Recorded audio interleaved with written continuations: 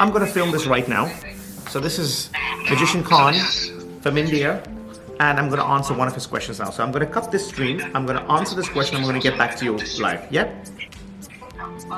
What do I have to say? What do I have to say? No, nothing. Don't worry about it. I know exactly what you mean. I'm gonna answer your question on this video, and then I'll come back to you. Okay?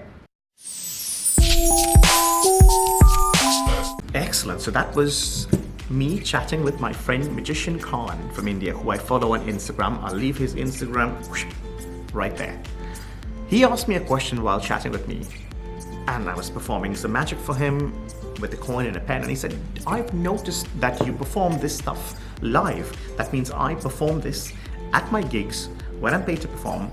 And he said, what about people watching you? So people watching me, what can you do, right? You can hide your angles, but I think with the kind of stuff that I do, now this works for me. I don't want to be like, this is how you do it. This works for me. So when I perform, I tell them I'm a skilled performer. I'm not a magician as such, but I use magic, I use juggling, miming, that sort of things. So it's more of a skill. So when someone comes behind me and tries to watch me, there's not much you can do.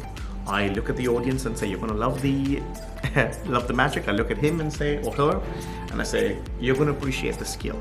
So really, it is a skill thing, and even if they see how it's done, I don't care. Not with every trick that I do, because sometimes, there's certain tricks that you do that seem so much better when you know how it's done.